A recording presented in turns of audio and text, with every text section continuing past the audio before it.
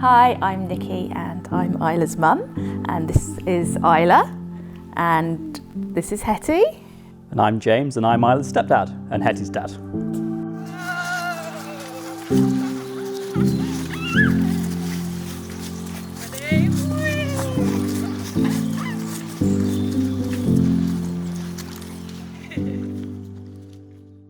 Isla was diagnosed with FOP, which is short for fibrodysplasia ossificans progressiva, when she was a few months old.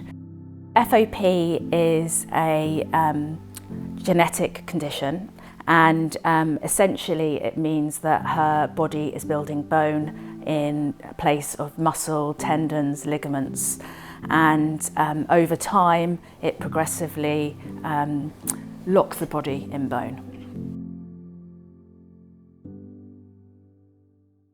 The saddening parts about it is there is no treatment, and with FOP, any trauma can cause more bone growth, so the likes of surgery is not an option.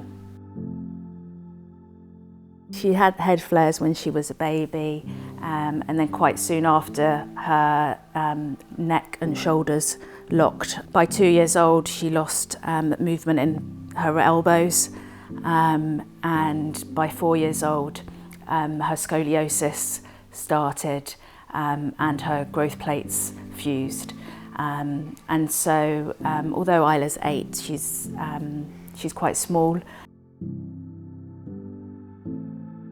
Isla needs help with lots of day-to-day tasks. So, you know, whilst most children, as they get older, they gain independence, for Isla, she's lost it, and the other part is keeping her safe. Because of her arms being locked at her shoulders and her elbows, if she does fall, she can't catch her fall like you or I. It's always a balancing act of keeping her safe and giving her as much independence as we can. All that said, you still do as much as you can, don't you? Horse riding, gymnastics, brownies. What else do you do that I've missed? What's the one thing you really want to do again? Swimming as well, yeah. Yeah. So for Isla, being in the water is actually kind of really, really beneficial. In terms of physiotherapy, there's very little kind of really hands-on physio that we can do, but certainly hydrotherapy is something that is very, very good for her. In terms of her kind of limited restriction in movement, it's also had an impact on her lung function as well. That's really driven by the scoliosis. So again, keeping kind of moving and keeping exercising, kind of developing her cardiovascular fitness is very, very important. And being in the water is certainly probably the safest way to do that for Isla. So again, any time we can get to spend in the water is fantastic. And again, she can really enjoy and have the freedom to be able to move around in the water. Going to kind of your standard swimming pool has always been very difficult.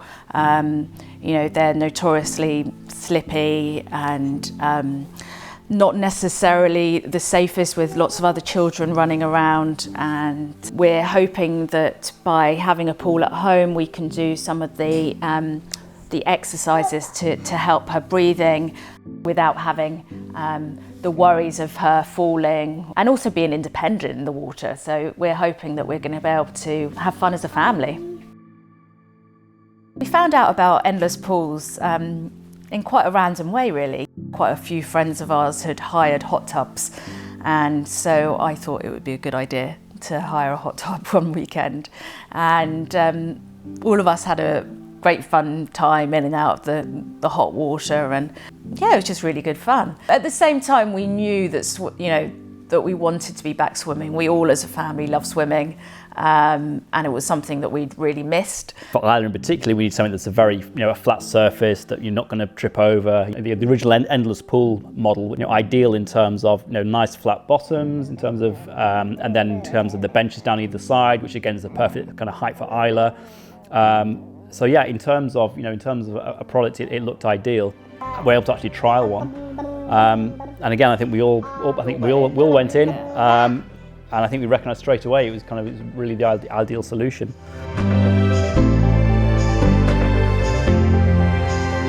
We first met Isla, Nikki and James when they visited our show centre with a view to trying out our original endless pool.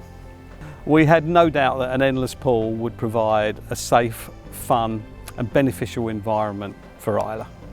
When we're doing a pool for someone like Isla who has these sort of hydrotherapy needs, and for her mobility it's important for her to be in water, and just to see the joy it brings to her, the smile that's on her face, it just makes it all so worthwhile.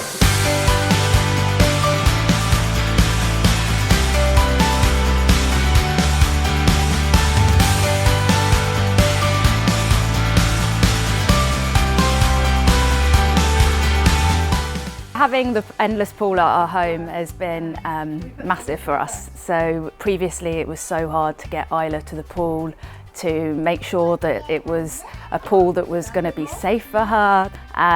So to have it in our garden and to have it to the spec that she needs, and to be able to give her the access to the exercises and the therapy basically.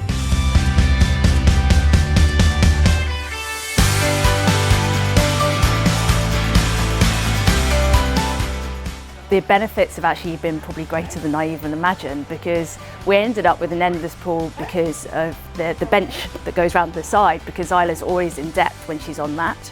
And that was important because she needs to feel comfortable in the pool. With no arm movement, she's unable to swim like you and I, and so she can be really independent in our pool. She can go in with her sister and I can watch from the side, which is just a pure joy. And she can have her friends around as well, so it becomes like a social thing. So it's not just about the physical benefits, about the emotional and her well-being, and ours as well. So now it's the summer, we're in the pool every single day. The girls, as soon as they come back from preschool and school, they want to be getting in the pool, and we just love it. You know, being able to be in the water, which is just so good for your body, you know, for both, for Isla, for able people and disabled people. It's just a great asset for us all, and we really feel like we make the right decision going with Home Counties and getting this pool installed in our garden.